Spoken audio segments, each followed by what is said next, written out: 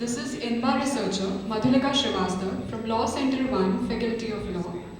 We welcome you all once again for the celebration of 73rd Constitution Day, titled INBA's 11th Annual International Conference on Law and Policy. As you all may be aware that the event started at 10:30 a.m. in the morning with a panel discussion on impact of artificial intelligence on legal profession, which was headed by our moderator, Dr. Harsh Purohit, Dean, Banasthali Vidyapeeth, Rajasthan, and who were also joined by other faculties from different universities, Dr. Sumitra Singh, Amity University, Noida, Assistant Professor Sayan Das, Kalgotias University, Greater Noida, and Dr. Yatin Kathuria, SRM University, Haryana. And the next panel discussion was on the topic, online internships versus offline internships, which was presided by Dr. Ashutosh Acharya, Delhi University, as a moderator, and other panelists in the discussion were Dr. Manvendra Singh, Sharda University, Greater Noida, Dr. P.P. Mitra, Dr. Prakash Sharma, Vivekanand University of Professional Studies, Ms. Palak Java, Professor, Amity University, Lucknow. It was really enlightening discussion as coming straight forward from the patrons of law. Dr. Subhash Kashyap, former Lok Sabha member and president of INBA, has sent his blessings and best wishes for INBA as due to his ill health, he is not able to attend and make it to the event. Also, Mr. P.K. Malhotra, former law secretary, Department of Justice, Ministry of Law and Justice, has sent his best wishes as he is in the US in this moment and therefore not able to join us for the event. He has sent a video message which will be there for all of us on INBA's YouTube channel. Now, we would like to move ahead towards the panel discussion, which is on the topic online litigation and arbitration, online versus offline. And I would like to request our moderator, Mr. Love Tanwani, General Manager, Cummins India Limited, to please step up on the dais and so that we can start further with the discussion.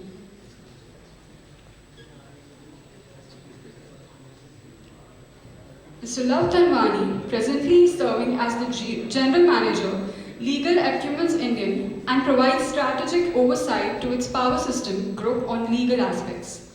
Mr. Love Tanwani has overall 14 years of work experience in championing commercial law, litigation, and compliance for many companies. He is a part of core group on labor and employment. We welcome you, sir. Now we would also like to call our speakers, Mr. M.S. Bharath, founder, KRIA Law, as we welcome you, sir.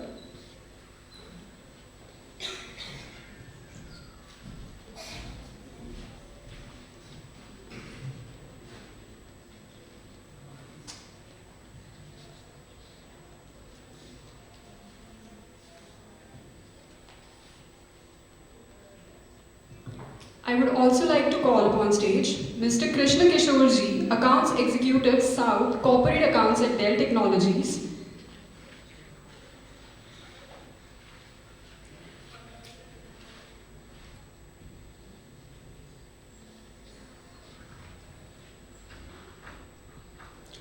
I would also like to call upon stage Mr. Rajat Malhotra, who is an associate at Laware, associate and commercial dispute lawyer.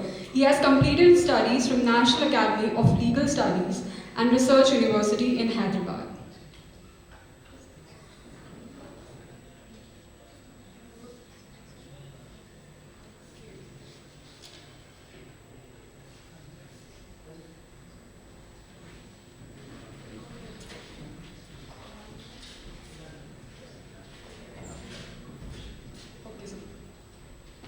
Sorry, there was some confusion.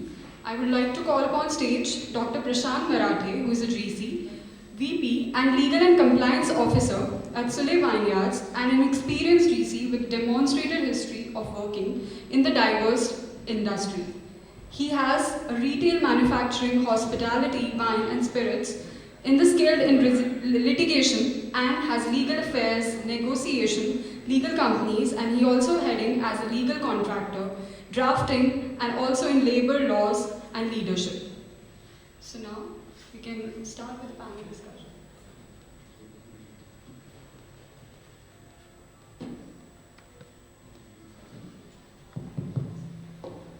Hello. Good afternoon, everyone. I hope you had a good lunch, and I'm expecting that we'll try to make it more interesting because the session after lunch becomes a bit dozy. So we'll try our level best to make it more interesting. This is a very interesting topic, and INBA told me to kind of moderate this session. So before I go ahead, I first of all would like to introduce my learned friends on the panel. So with us we have Mr. Bharath, who's basically founded a KRIA law. He has his own firm, and this was formed in 2021 March after 20 years of practice and 12 years of leading a regional office as a senior partner of a large Indian IP firm. MS, as he fondly referred to, a sought-after litigator, strategist, and counselor in intellectual property, e-commerce, technology, software, franchising, and licensing, spanning numerous industries. On 1st of November 2022, a senior IP lawyer, Mr. Jacob Cullien, with 35 years of experience, along with his team and 400 clients, merged with KRIA Law, which is now a part of 12 lawyers and 6 support staff. All are based in Chennai and supporting their clients across India and globally. So welcome Bharath to the dais. With this, we also have Mr. Prasanth Marathe, who's the General Counsel and Vice President Legal with Sula Wines. He's responsible for legal license and compliance of entire Sula wines. Prasanth has over 16 years of experience in the legal industry, wherein he has worked with diverse industries like Aditya Birla Retail, SR Group, Reliance Industries Limited, Sapphire Food, which is basically KFC and Pizza Hut. He's been recognized with many accolades, which are few like Top General Counsel by Forbes Panelist in 2021, 40 Under 40 Rising Star Award in 2020 by Legal Era. He's a law graduate from Symbiosis Law School, Pune. He's also done his master's in IPR from Mumbai University, and he has done certain certifications which are added to his accolades. So welcome Prasanth to the panel. And lastly we have Rajat. Rajat, welcome to the panel. Rajat leads the commercial disputes team at Laware Associates, a boutique firm catering to infrastructure and real estate clients. Rajat started as a transactional lawyer with LNL Partners after being called to the Delhi bar in 2006. He is an alumni of Nalsa University of Law, Hyderabad, and his experience span all areas of commercial law from contracts to insolvency. So just wanted to welcome all the panels. Starting this session with the online versus offline. I think this was only an evolution after COVID, we all saw. And finally, from a physical meeting, we went to online. We never heard of Zoom, WhatsApp call, and team call, but eventually now they are part and parcel of our lives. And there are so many other tools which has been invented by so many software companies. Now we're seeing about it. Online versus online, there are pros and cons, which my learned friends will talk about it. And as far as I'm concerned, I always feel online is efficient, cost effective, very easily accessible. You can be in US, you can be in Singapore and attend a session in India or anywhere else. Let's say for example, you're in a village, you can attend a session. But at the same time, it has certain pros, it has cons, which may lead to, when you have an evidence, how are you going to see that evidence, whether somebody is tampering with it. And I think there are a lot of biases. When you meet a person, you connect very differently. When you don't connect with a person, you can't understand a particular person's emotion. So with that, I have certain questions which I have just framed, so I'm going to ask my panelists. So I'll start with Bharath. So Bharath, you've been a litigator, and now I think you have seen so many clients having a lot of disputes. So how do you see the Indian courts, whether they are effective in online litigation, or have you seen arbitrations being online very effective? Thank you. Very good afternoon. Can you need to just share the mic? Yes. We have one here and one there. So, Sure. to understand how Indian courts have actually been working, one needs to understand during COVID, online hearings started happening. It doesn't mean that the courts overnight embraced electronic records or virtual hearings. It's impossible. So if you trace back the history, way back in 2003, if I'm not wrong, there was a national policy for the judiciary to implement ICT. So it actually goes back to 19 years ago. The Indian judiciary and the government had the vision to come out with the policy. I mean, I can share a copy, it's available online, you Google it, you will get it.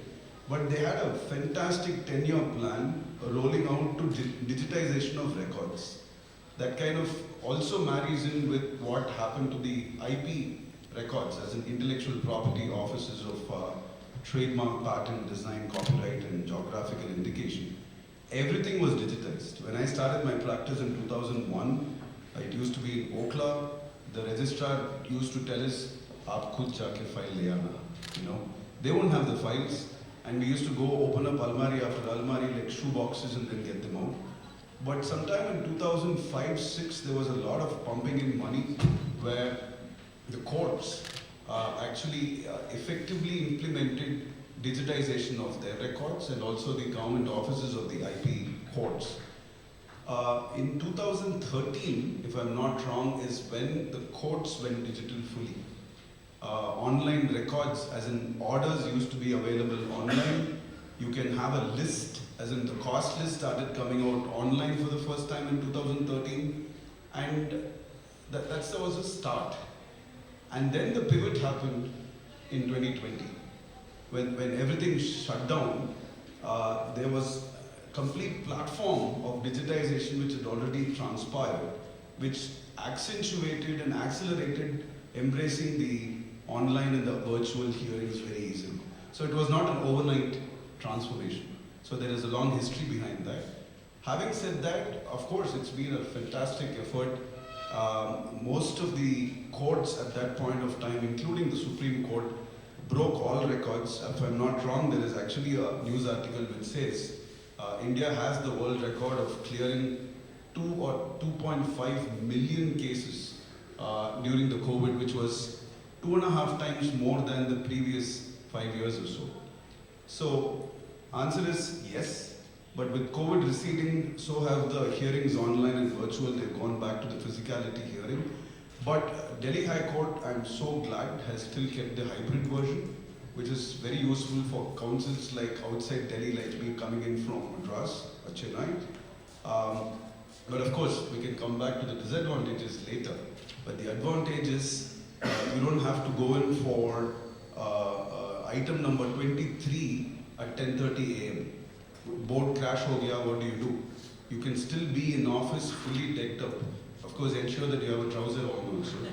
Because we've got a lot of funny things happening where persons are smoking, and a lot of crazy things were happening around the virtual hearings. Embarrassing moments, avoidable, man-made or woman-made, whatever. So that's the disadvantage. Of course, we'll come back to the evidence and disadvantages of not being able to read the demeanor or the evidence led by the parties. But it's a win-win situation. My recommendation is to have it for all times to come, and we can come back circling on this later. Thanks. Thanks, Bharath, for sharing your views. And Rajat, just want to kind of, now going to you, as you've also, lead a law firm, and you've also been a litigator, and it's like something which you do. Just want to understand from your perspective that whether the Indian courts have been effective in online litigations or the online arbitration, just your view perspective. So I think the Indian courts have done an incredible job. I mean, there is absolutely no doubting the fact that the legal world sort of came on these platforms like Cisco, Zoom, very, very quickly. I mean, in the beginning, the first lockdown I remember was for 3 weeks, and it felt as if this entire COVID thing was probably transient, and nobody really took it seriously for those 3 weeks. But when there was that realization that this is going to last, automatically, we imbibed Cisco has pre-existed code, for example, and the business community, whose decisions we then go to court to defend or challenge, had been working on Cisco since donkey years. And a large company, for example, like Coca-Cola would have one director sitting in Japan, another in Australia, the third in the US, and they'll be holding their board meetings on Cisco and taking the decisions that then subsequently get challenged up and down the line in court. It was only us who were, sort of 50 years or 30 years behind them and still handling everything on paper, walking to court. Today, with the kind of efficiency that, Bharath already talked about, the kind of efficiency that has come into the system for reasons of this hybrid hearing or for reasons of a virtual hearing is so incredible that I personally don't feel the need to go back to court again. There is absolutely, I hear discussions like, when you go to court, there is this camaraderie. Go to court on Saturday and Sunday. Don't link work to physically being present in court, because as Bharath was mentioning, what if the board collapses? Not everyone may understand, but if I have, for example, 5 matters, and even if I have all those matters in the same court, the Delhi High Court or the Supreme Court, it's very possible, in fact it's almost 100% certain, that 1 or 2 of them will get passed over. I'll not be able to make it to that particular court at the relevant point in time to get passed over. The boards are heavy, the next turn will come at 5, you'll finally end up getting an adjournment.